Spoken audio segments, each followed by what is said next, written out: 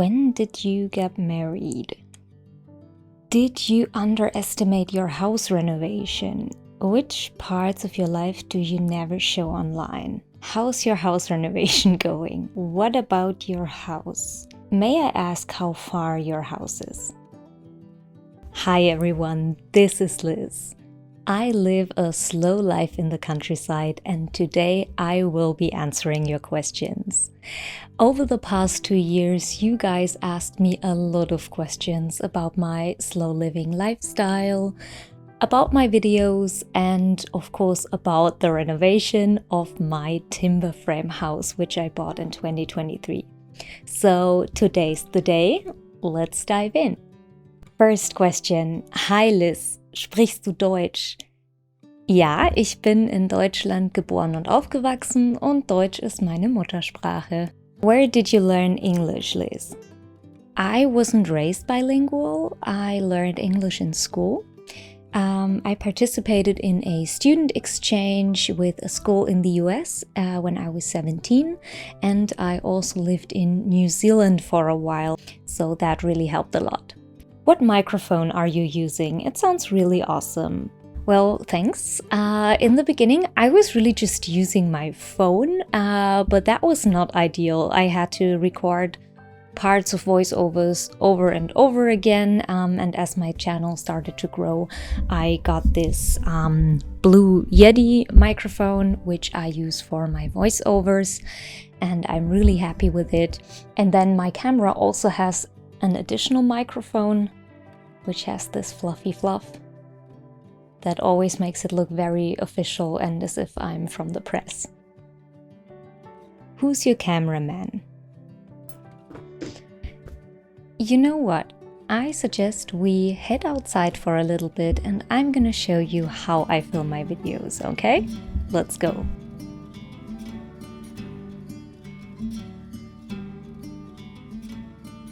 So the answer is, I film all my videos by myself. So yes, every time you see me driving or walking around a corner, it means I have to go back afterwards to get the camera. Or if you see me walking downstairs from 3 different angles, it means I actually walk down those stairs 3 times, repositioning the camera in between. People have often volunteered to help me, but I'm not gonna lie, filming days are often strenuous. I sometimes walk up to 18 kilometers or 11 miles a day with my camera just for filming, not like an actual hike. I really wouldn't want to do that to anyone, but my wonderful partner still offers to help me. What camera are you using? My camera is a Sony ZV-1 vlogging camera, and it's already my second one as I killed the first one in this video. I had this camera model since the very start of my channel and I'm really happy with it.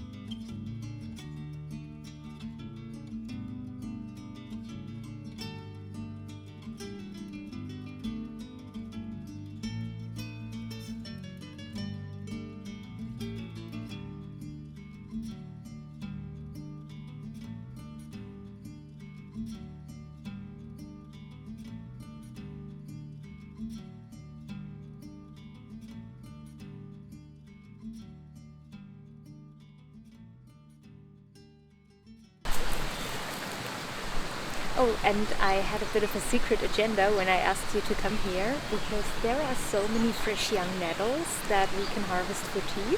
So let's do that while I answer a couple more of your questions.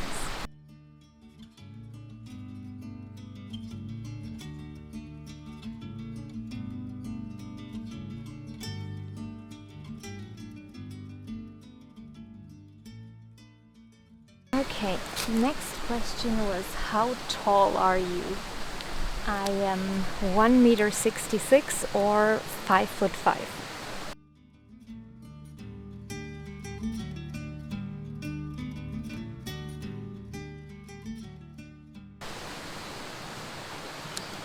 Which part of Germany do you live in? I live in Bavaria, which is in the south of Germany. And no, I have never been to Oktoberfest. Glad you asked.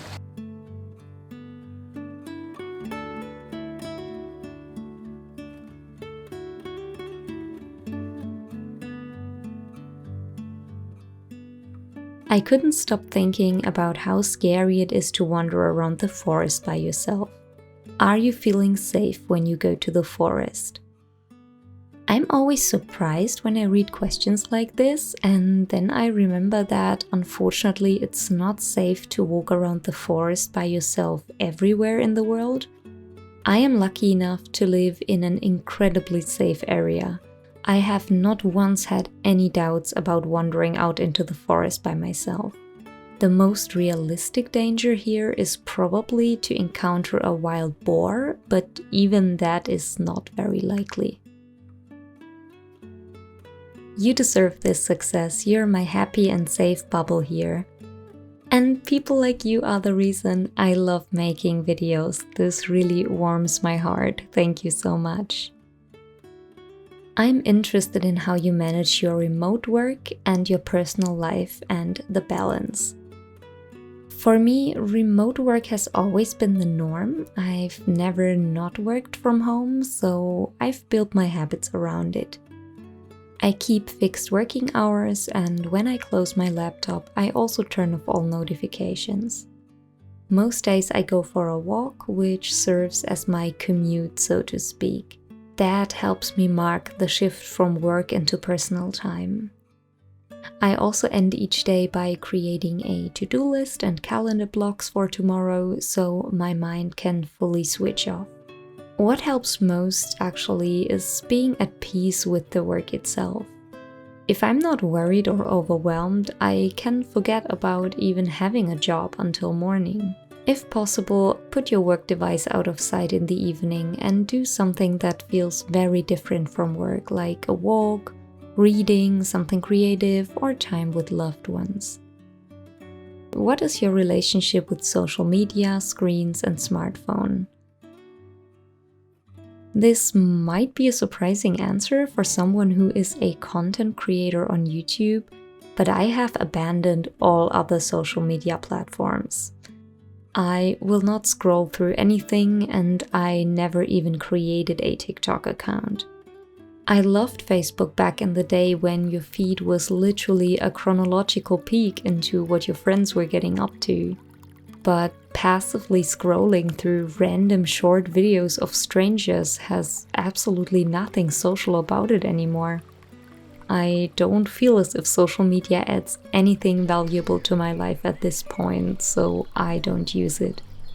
I literally use my phone for making calls, sending text messages, sometimes for listening to podcasts, to navigate and look at my finances, and that's it really. Do you have any plans to get married or have your own family? When I started this channel 2 years ago, I was single, but this has changed since. I now have a partner and we are planning to move in together this year.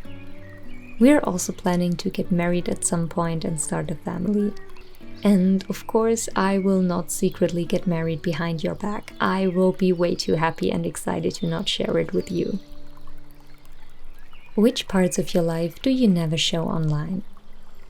As my videos are only 20-ish minutes long, you don't get to see the majority of my time. So I get that some of you might be wondering how much of my life you actually get to see. There are a few parts of my life that I never show online. One would be business trips, as I don't want to mix my IT job and my YouTube job. But also generally me working 8 hours a day, which would just be incredibly boring to watch. Also, I don't usually film when I spend time with my partner or my family, as this time is very precious to me and I don't want to be one of those content creators who yell at their boyfriend on vacation for not getting the perfect shot of them. Hi Liz, my question is, what hair dye do you use and what is your hair and skincare routine? My hair is done by my lovely hairdresser Nicole, so it's professional dye and I honestly don't know which one exactly. I use regular drugstore shampoo and conditioner. I want it to be cruelty-free and vegan, but apart from that, it's nothing fancy or special. I wash my hair 2 to 3 times a week, and I use leave-in conditioner to prevent my hair from forming a huge knot that takes ages to brush out. Before I wash my hair, I add some coconut oil, olive oil, or almond oil and put my hair into a braid so the oil can soak into my hair before washing it, and that gives it some extra shine. For skin, I cleanse morning and night with reusable makeup remover pads and homemade makeup remover. I exfoliate about once a week with a simple sugar and oil scrub and stick to the same moisturizer I've been using for 13 years. It's from the German natural cosmetics brand Hildegard Braukmann. It's a moisturizer with SPF, and I also use their winter serum, which I use year-round because I have dry skin. Does your work and moving often prevent you from having pets? Have you had them in your past, and do you miss having one? Oh yes, it does actually. My partner and I would love to have cats, and we might get cats once we aren't moving around and traveling as much anymore.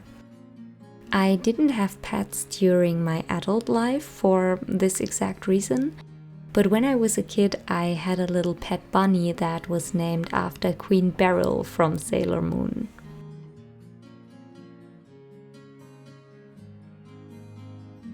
My question is, how is your home renovation going? I'm wishing you all the best. Okay. By far the most asked question was about the status quo of the house renovation, and I know I owe you an update, so I suggest we head to the house together and take a look. Okay, so we are in front of the house. Please buckle up as we will be traveling through time and space. I will be showing you the different stages of the house throughout the past months. So there is still a ton of stuff we ripped out here. These tiles were underneath the visible tiles, and I don't know, I always like the original everything better than what they put on top later in the house. They just put tiles upon tiles upon tiles, and we removed them all. But somewhere underneath here are actually new bathroom tiles. Let me show you. I showed you the sample tiles back in the day when I tried to decide on bathroom tiles, so here they are.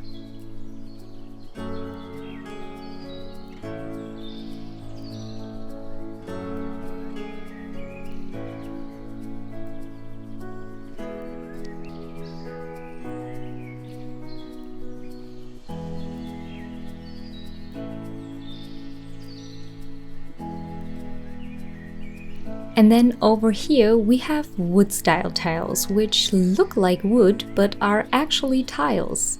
Future listeners, they are already in the house, but that was too close to the release date of the video, so you'll get to see them in the next update.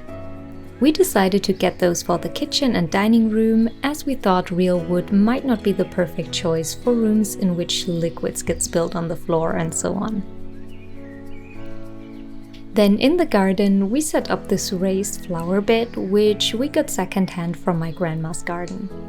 We are planning to put wood around it to make it square, but that's not a priority at the moment. And we planted radish, onion and chives and a few others. But fast forward and this is now a monstrous fully grown zucchini plant.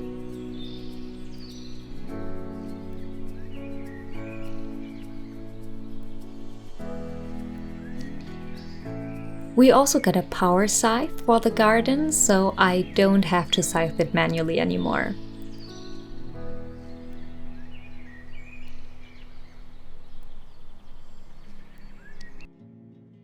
Okay, let's head inside.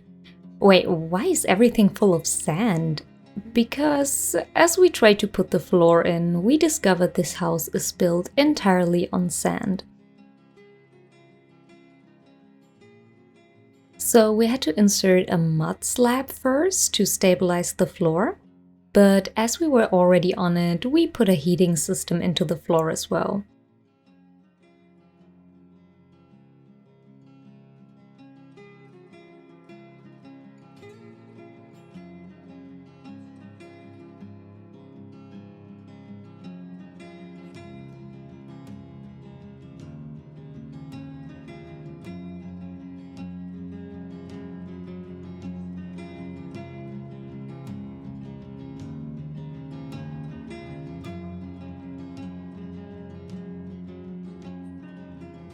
This allows us to get rid of the radiator in the hallway to free up space for a coat rack. We then laid screed and are now ready to do the floor.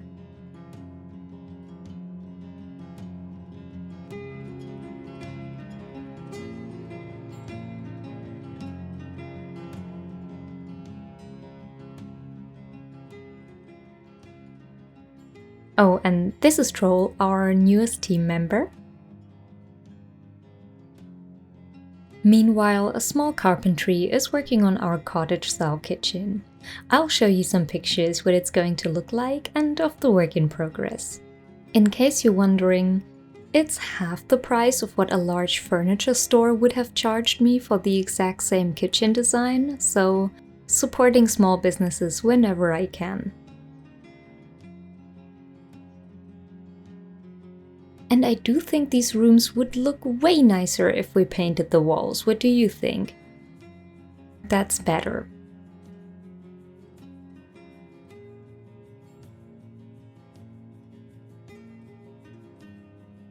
Let's head upstairs. Wait, wasn't that door the other way round? Yep, we ripped out 2 doors, flipped them to make them open towards the other side to free up more space in the dining room and the bathroom. And shout out to my lovely partner for sanding down all the door frames.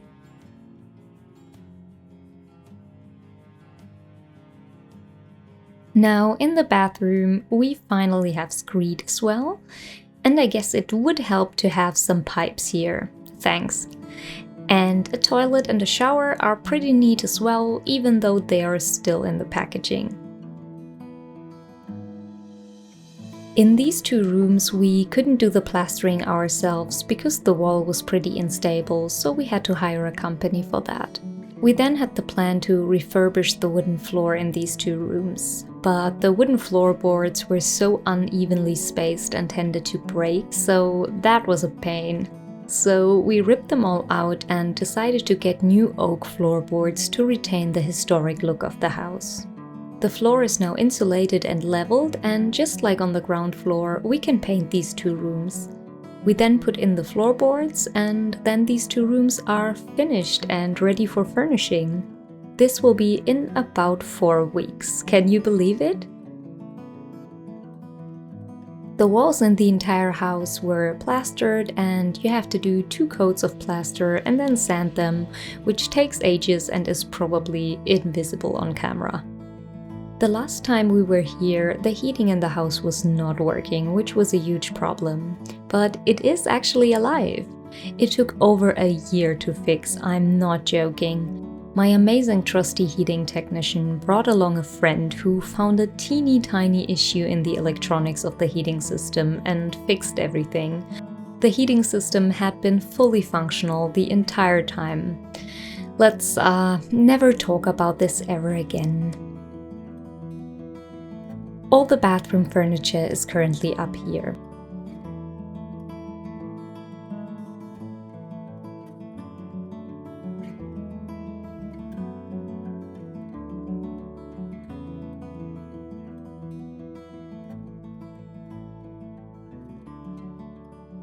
The fittings are rose gold, let me show you. So it's all here, just waiting to be installed.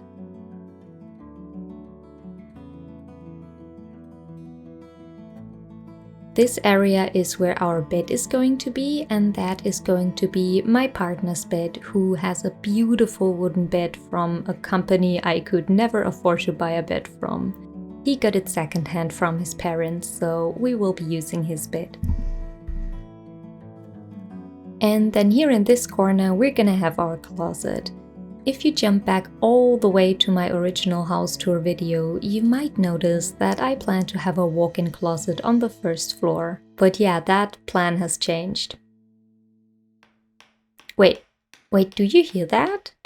What is that sound? Is that coming from the roof?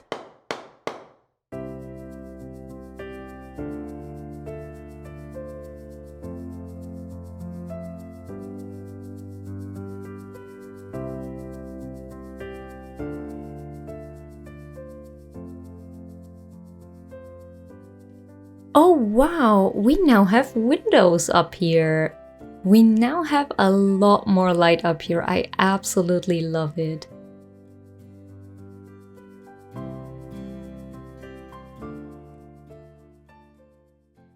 Look how cool and cozy this reading nook up here will be.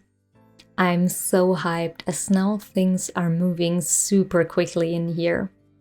And this is the house update I can currently give you. With an old house like this, there are always surprises, so we can't really foresee what's going to happen. As you can see, pretty much everything is already there. It just needs to be installed. When I bought this house, I was single. It was just me moving in. Now there's the two of us, so plans change and we have to discuss a lot of things because this should be my partner's home as well as mine. So there are quite a few new things to consider now, and it's gonna stay a very exciting project. But I'm really hyped because now we are getting to the fun part of the renovation, because just deciding where any like electrical cables are supposed to go is not as fun. Now we're getting to the whole flooring, tiling, furnishing process, which is gonna be so much more fun. And of course, I'm gonna keep you guys updated on the progress.